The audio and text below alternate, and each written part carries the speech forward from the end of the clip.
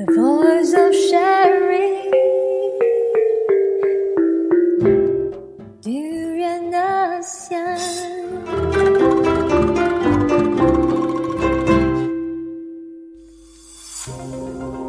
The Durian Heat, bringing big ideas and critical opinions in Southeast Asia. Hey, this is Arlene. Hi, this is Grace. And you are with us on our next segment, which is the Durian Heat. So to discuss about an issue that is impacting Southeast Asia quite massively right now is the Bangkok bombing blast. Yes. And that has definitely killed many people. And especially foreigners. And then it happened in one of the sort of famous tourist attraction in Thailand. And then, like I mentioned before, it affected a few foreigners as well as it's affecting the Thai economy at the moment. So we have invited our guest from USA. Yeah, and his name is Jeff Moore. He is the CEO of Muir Analytics. I don't know if I pronounced it right or not, but he's also the author of two. He's also the author of two books, Spies for Nimitz, and also the Thai Way of Counterinsurgency. So, thanks for being on our radio and share with us your view regarding on the recent Thai bombing incident. It's my pleasure, ladies. Good morning. Good morning. So anyway, perhaps you can share with us a bit of your background and why this particular incident that happened a couple of days ago is matters to you. Sure. Okay. Again, my company is Muir Analytics, and we specialize in analyzing terrorism zones, insurgency zones, and things like that. And I earned my PhD from the University of Exeter in England in counterinsurgency in Thailand. And in the process of my PhD research, I studied the communist insurgency and the southern insurgency from both the 1980s and 90s and the current war. So I ended up writing a book about it, The Thai Way of Counterinsurgency. It's available on Amazon.com. And I still follow the insurgency in southern Thailand and terrorism all over the area. So when this attack happened, I immediately started soaking up all the news reports and calling people I knew to try to piece together exactly what happened. And then I followed it very religiously and have come to certain possibilities, who might be responsible and things like that. But it's still quite unknown at this time. Okay. So, just to give an overview about what had happened recently, perhaps you can share with us your perspective after watching the news and understand the whole situation that is happening on the ground. And at the same time, there is one suspect, right? And then he was caught in the CCTV, and the way how he just left his bag there, we are not so sure whether it could be him. But then so far, a lot of people have been just almost confirming that it could be him who just left his bag in the shrine and just left quietly. And just a few minutes after that, it was the bomb blast. Correct. So just to recap the attack, it was Monday, August 17th. It happened at 6:55 p.m. And of course, it happened at the Erewhon Shrine, which is a very popular place. There's restaurants and passersby, etc., all the time. So we've got roughly 20 killed so far and about 130 wounded. They think that the bomb was about 3 kilograms, almost 7 pounds, maybe of an explosive called TNT. And just so you ladies will understand the ferocity of this particular explosive, when it blows up, the shock wave moves at about 6,900 meters per second. And that is very, very, very fast. They think there might have been some ball bearings stuck into the bomb, maybe a pipe bomb, as added shrapnel. So it was very devastating. And the blast radius went out about 30 to 50 meters. So it was pretty tough. Three possible suspects at the moment. All right. So the first one that everybody has seen on CCTV was the man in the yellow shirt.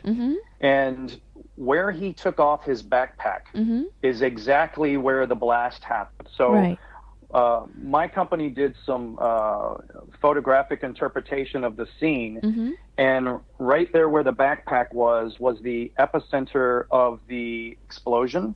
You could see the iron gate bent there most tremendously than any other place on the fence line. Right. And the concrete post that holds up the fence was also damaged severely there. So that was definitely the epicenter of the blast.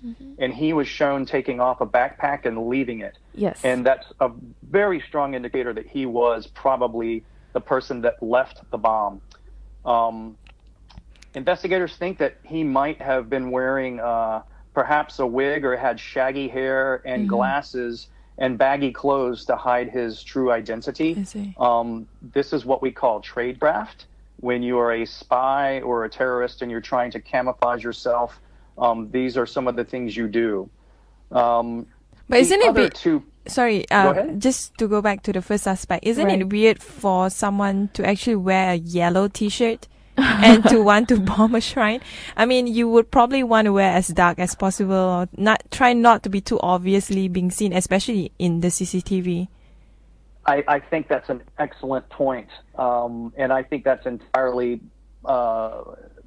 possible that it might not have been him, but it's almost positive that it was him. And the yellow might be because the other two men were wearing white and red, and these latter two men are possible suspects, and I want to emphasize that. They are possible suspects. So one theory is that the man in the red shirt that was sitting on the park bench was the quote-unquote placeholder for the bomber. So the man in the red shirt comes up early. He stands around the shrine, hypothetically, and he tries to get a seat where the bomb can be placed. So he sits and he waits. When the man in the yellow shirt comes up, the yellow shirt man knows the red shirt man.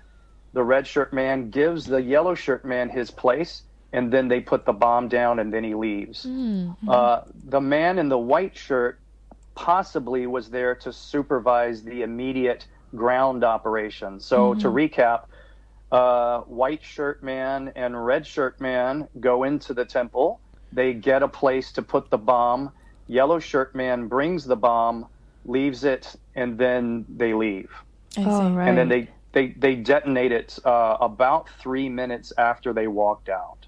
I see. And are they perfectly sure that these people are not Thai? They are foreigners. Thai police are saying that the man in the yellow shirt is definitely not Thai. He says, the head of the police that was during the investigation today that I saw, he specifically said that the man in the yellow shirt was not Thai. Now, I don't know if he meant not ethnically Thai or not a Thai citizen. I'm not sure. All right. But he said he was not Thai. He did say, however, that Thai citizens definitely helped out in the operation. But that's all they're saying about the suspects at the moment. How easy actually to create chaos in the middle of the city of Bangkok, because we know there's a lot of people in the middle of Bangkok, and this probably has never happened before on such scale. How did they manage to do such operation successfully? Well, that's a great question, and I don't want to heap too much criticism on the Thai. Right. But Bangkok is an open city, just like New York, just like Chicago, just like London. And if terrorists really, really want to bomb London or New York or Paris or Bangkok, they can do it. It's not that difficult to do. And securing a large city like that is quite difficult. You can't have police on every single corner and still have an open, functioning society with a robust tourist economy. You can't do it. That's true. So it's not too hard for anybody to stage that kind of attack. And I even look at the Mumbai attacks in India. That's some of the most heinous terrorism we've seen in the past 10 years. And it was quite easy, unfortunately, for the terrorists to do. And while this bombing in Bangkok required a lot of tradecraft, it required a lot of skill, it's not that difficult to build a device, take it into Bangkok somewhere, and set it off. It is very, I will say it's interesting because there was a similar incident after the shrine attack. There was another one, right? Another blast at the popular Southern Pier, which is the by the river ferries, if I'm not mistaken. That's correct. So are they all related together? That's what the police are saying right now. The pier incident, the Saturn Pier explosion happened. So far, the information is that someone on the bridge overhead threw an explosive device that was supposed to be similar or identical to the shrine bomb. Right. It hit a post instead of the pier, plunged into the water where it detonated, sending a geyser of water, 50, 60 feet high.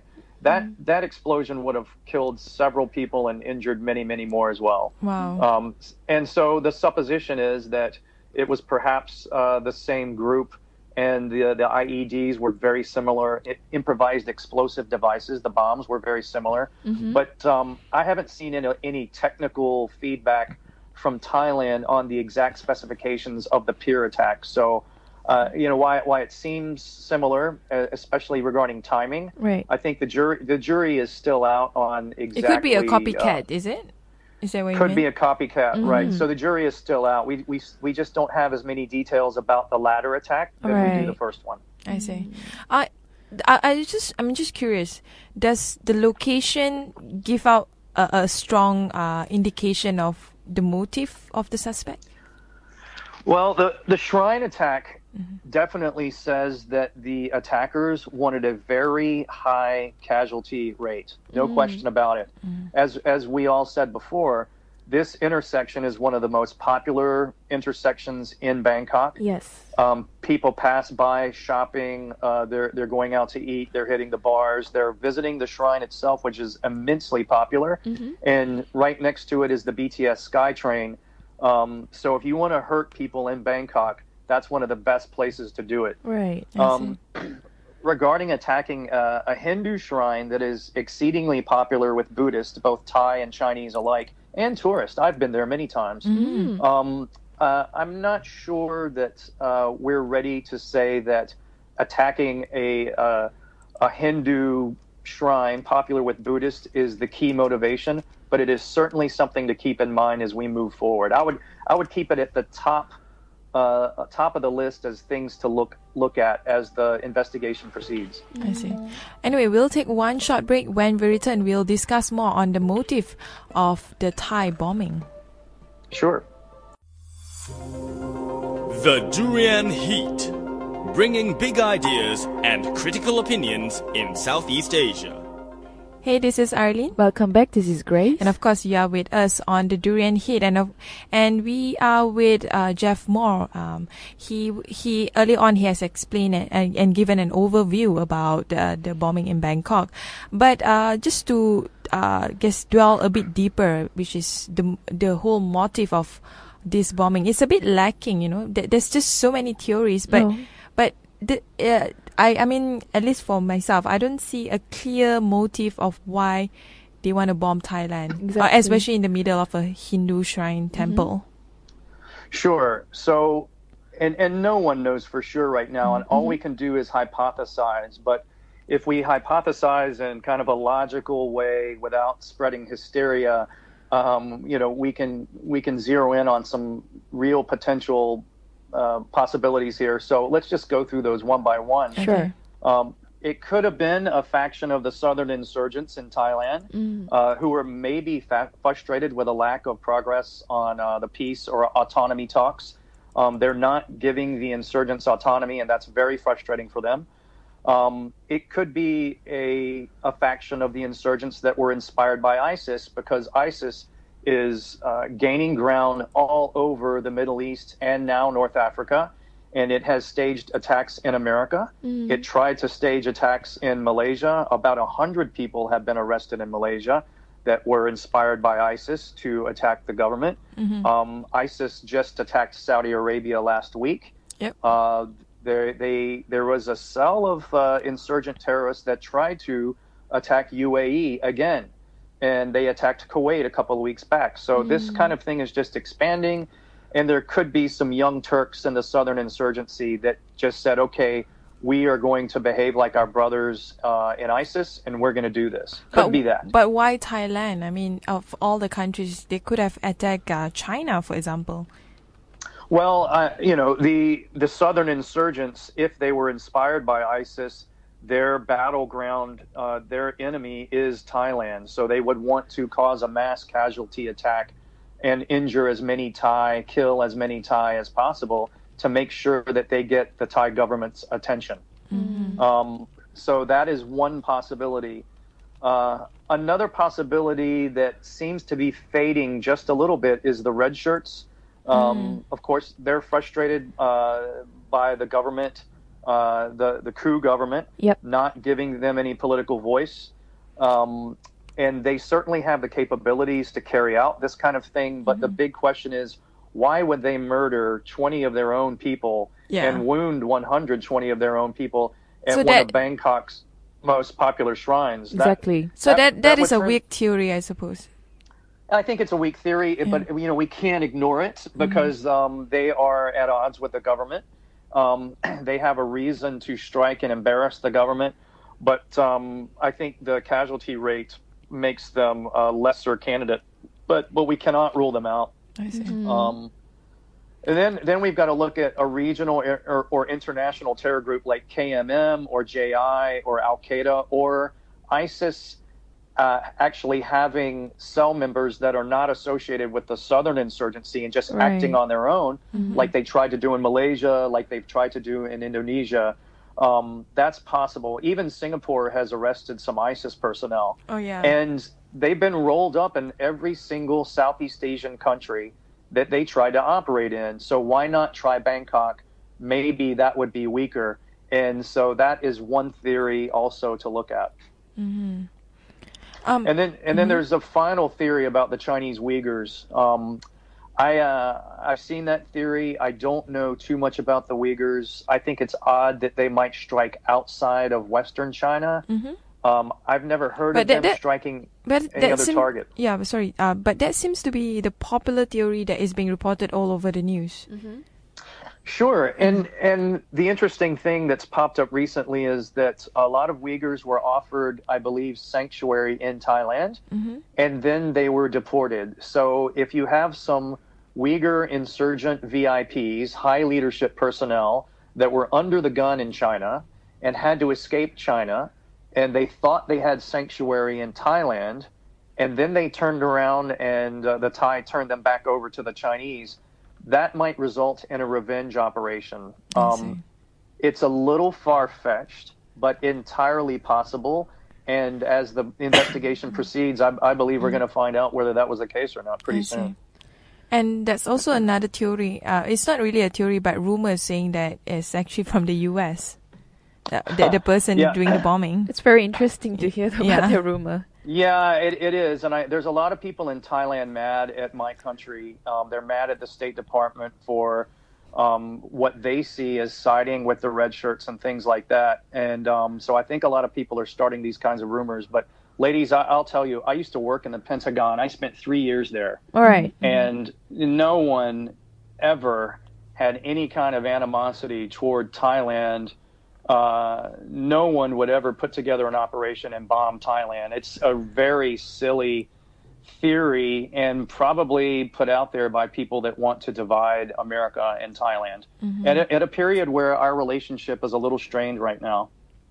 I see. Yeah.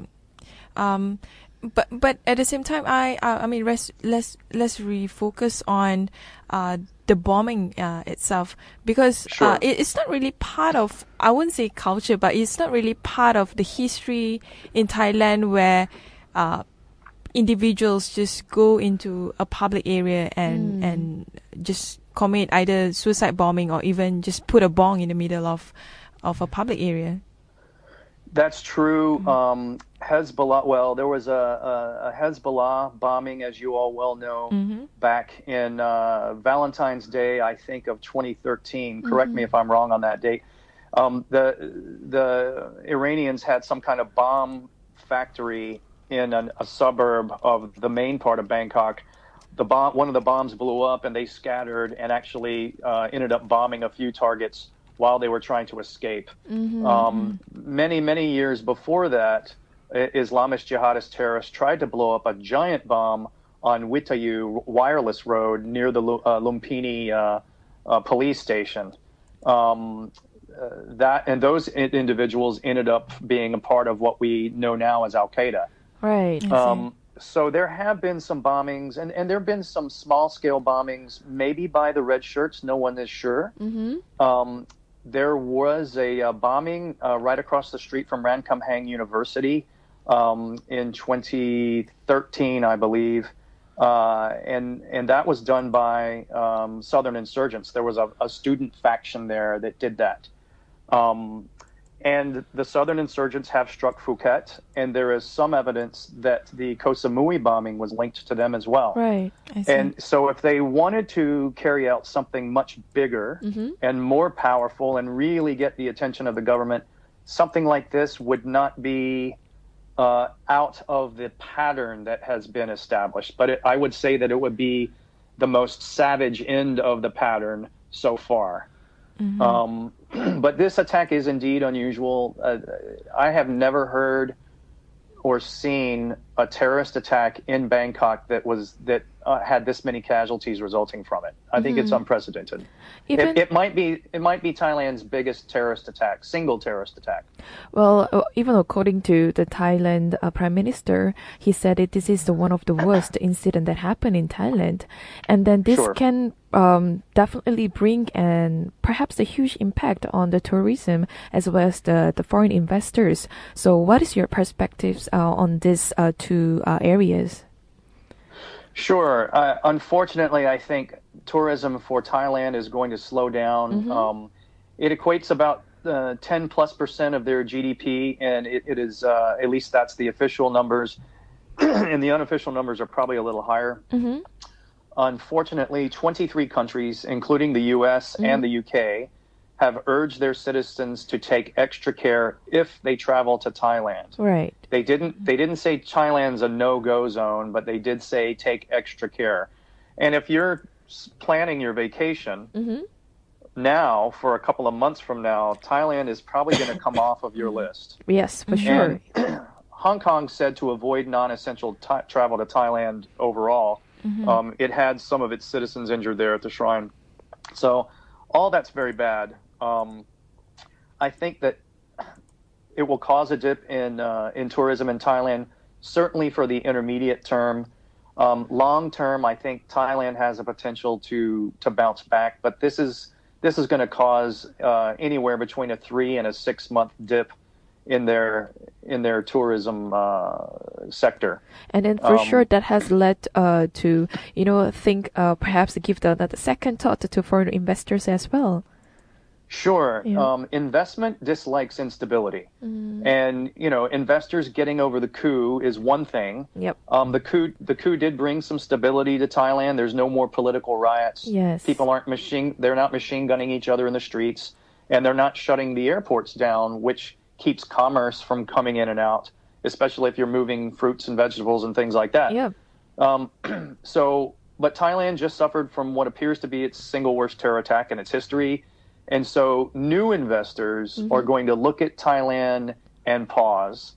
And existing investors are probably going to put any kind of capital expenditures, they're going to put that kind of thing on hold right now until the current government can really prove that security is just blanket across the board and that everything is going to be okay. And so they're going to have a little bit of a problem for a while on FDI, foreign direct investment as well. So anyway, we'll take one short break. When we return, we'll talk more about what the Thai should respond to this terror attack. The Durian Heat, bringing big ideas and critical opinions in Southeast Asia. Hey, this is Arlene. Welcome back. This is Grace. And of course, you are with us at the Durian Heat and together with Jeff Moore. So we talk about the motive, we talk about the overview of what happened, and of course, a few theories as well. And a few theories as well. But and also the impact towards the Thai's Tourism. economy, you know.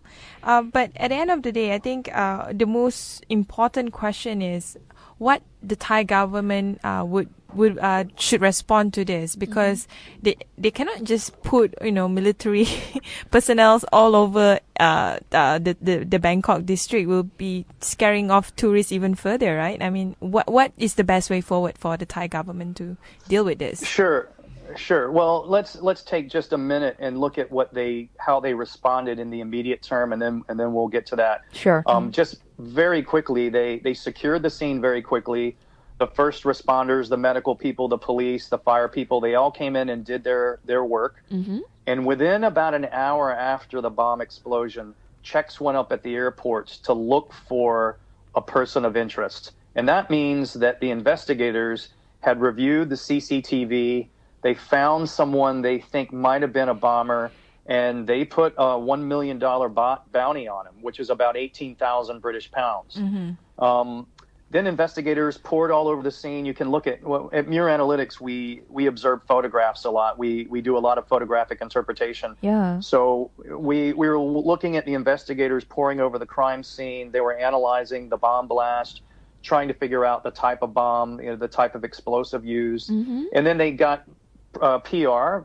The press relations went to work reassuring the public, and then investigators, intelligence, and other security forces went to work to try to find out who did this. So big picture, overall, the government response was fast. It was highly professional so far, and it's been impressive. So what's happening now? Because of the CCTV and because of the photographs and the potential suspects they will have the police special branch, they will have the provincial police, and they will even have the intelligence elements of the Thai army, which is very powerful. They will all put their feelers out and their agents out, and they will be looking for the people who did this. The Thai version of the CIA, the NIA, they will also be working with their international counterparts to try to find out who did this, and they'll be looking through databases. They'll be talking to customs officials in other countries.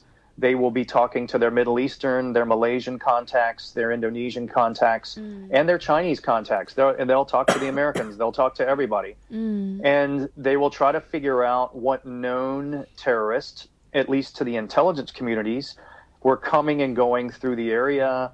They'll look at other CCTV at the airports and things like that. And so basically they're going to network as hard as they can to get more information on these three individuals, specifically the bomber, and try to identify them. And once they do that, then it becomes a manhunt. It seems very complicated at this stage because there's just so many things that they need to do. So far, from your observation, the Thai government is doing the right thing, especially for the immediate response towards the terrorist attack. Correct. But after this, for the long run, what is the best way forward for governments in Southeast Asia should do? I mean, in specifically the Thai government. Well, that's the big question. They have to, number one, identify the exact problem, and then they can, number two, respond to that problem. If it was the southern insurgents, the response will be particular to the insurgency. If it was ISIS, the response will be particular to ISIS, right? And or if it was the Uyghurs, it will be in that direction. But by and large, if you're talking about fighting an ISIS-style mentality, they've got to ramp up their counter-political warfare and their physical security regarding watching some of these tourist sites. They might have to put more police. They might have to put auxiliary police at these places. They might have to put more CCTV in. And they're certainly going to have to increase the scrutiny of screening at all the airports and land and seaports. So people coming in by train, people coming in over the border by bus or car, people flying in, they're going to have to increase their scrutiny dramatically. Those are definites. So they definitely also need to strengthen their regional cooperation, because if it's ISIS, that means it's not just Thailand. It could be any cities in Southeast Asia. What's your comment? What's your perspective on this? Oh, sure. Well, like I said earlier, ISIS, about roughly 100 operators have been arrested in Malaysia. And these people weren't just talking about putting bombs together. They were in the process of securing bomb materials, and they had already scoped out certain bombing targets. Similar things have gone on in Singapore and Indonesia and the Philippines. Mm-hmm. So all these countries that don't always work well together, unfortunately, are going to absolutely have to start working well together, because if they don't, the bad guys will be able to hopscotch between the weak border places, like the southern border in Thailand, like the area between Kalimantan and the Philippines in Indonesia, or like Sabah in the Philippines. There's a lot of open spaces, a lot of weak points that terrorists can exploit, and these countries are going to have to seal those up. I see. And they were early on in ASEAN, there were talks to somehow strengthen ASEAN's cooperation in terrorism by having certain regional law on this. Do you think it's effective, or should they do more about it, or they already done certain level of cooperation on the ground? Right. They have done some cooperation, but in the West, in the United States, those of us who have lived in Southeast Asia, who have worked with Southeast Asian security and defense personnel, we are all rooting for you guys to do a much more cohesive job in cooperation, economically, politically, and in the security realm. It would be better for everybody. So one of the things that the whole ASEAN community can do is outlaw some of these terrorist organizations. So, for example, if it is the Uyghurs or if it is ISIS, they can make these organizations outlaw organizations, just like the British and Malaysians did during the Malaya emergency in the 1950s and 60s. Because when you capture somebody that has links to one of these organizations, you can put them in jail, and then the interrogation and interview process begins, the investigation into their background begins, and you find more people and you can roll them up too. As long as these people can move freely and do whatever they want, they're not going to be under scrutiny, and they're not going to get caught. All right. And so you have to put pressure on them, and it begins with, number one, cooperation throughout ASEAN, and number two, regional laws that outlaws these groups and the things that they do. You've got to cut down their movements, and you got to cut down on their communications. Well, just to sidetrack a bit, because when such things happen, especially like bomb blast or even natural disaster, but we're talking about the Thailand bomb blast at this moment, I want to talk about social media activities because the Thai government has sort of warned the social media users to stop sharing with this hashtag called "share carefully," because the suspect it's not confirmed yet, but then the people just vigorously share the images, even the CCTV, the footages on the social media. Yeah, they even mistook an Australian model to be one of the suspects. It sort of gave confusion among public after that incident. Right, that's a fascinating observation that you ladies have made, because we had the same thing happen over here when the Boston Marathon bombings happened. There were a lot of people in social media that had taken pictures of everything that was happening around at the time. And there were a lot of potential suspects, but they all made it into the public eye. And I would say initially it confused the situation and it muddied the waters a little bit. But as the investigation got rolling, actually these things helped. So now it's very interesting. The whole world, all of our communities are in a situation where when you have a big terrorist attack like this, because of social media, the public gets involved very quickly. And it can be a help and it can be a hindrance. And governments are going to have to decide if they allow Twitter feeds and Facebook feeds to continue exactly right after a terrorist incident has happened, you know, and that's up to each individual country, and your civil rights policies and things like that. Right. So yeah, I mean, if it hinders the investigation and the Thai government sees it as a hindrance, they might curb it for a while and then open it up later. I mean, I guess there should be a sort of clear information from the government. I mean, they did send a message is that, well, some facts are not confirmed, and it's wrong of, for social media users to share randomly. But on the positive note, like you mentioned, social media outlets, I mean, they're very effective in recruiting help and resources help from other organizations to find out suspects or even to go deeper in investigations. Sure. Like if they found out that this young man maybe had spent some time in Soi 3, which is a Arab area, which has amazing restaurants. It's a wonderful place to go. Right. They might contact a lot of people that maybe had been taking pictures there that night and looking for this individual. If they had discovered that this person had been in a Chinese or Uyghur area, they might do the same thing. If they think that he might have come from the Northeast, a red shirt area, they might go to Chiang Mai or a place like that and do the same thing there. So at a time, there is a time and place for social media to help, absolutely. Yep. But I would also say that the Thai government has done an excellent job so far being upfront and honest with the population. When they get some information, they feed it out. General Prayut was misquoted by AP saying that it was a red shirt. I see. And he insisted that those comments be walked back, and they were. So they've been very forthcoming about the investigation. Right. Granted, they can only say so much about an investigation, but they've been very open with the public so far, and that's been impressive. I see. But on the other hand, I mean, it's still a military government. Do you think it will impact Thai politics anytime soon because of the terrorist attack? That's a fascinating question, and an excellent question at that. There have been times in Thai history where a political, economic, or military event was so tense and difficult that the prime minister ended up having to resign. The 1997-98 economic crisis caused the downfall of the Shabalit administration.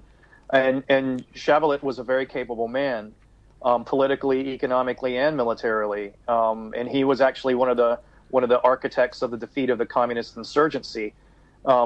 So it's going to be interesting to see what happens to the sitting government because of this attack.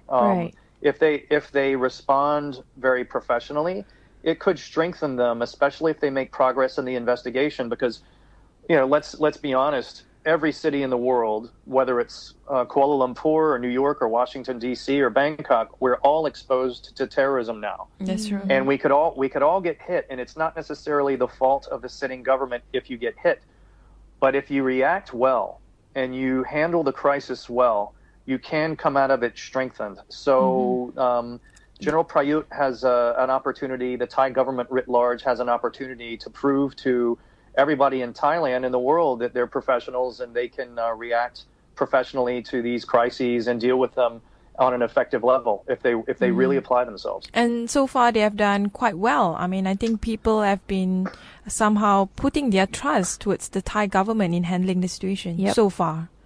Absolutely. So far, I would absolutely concur on that. Yes.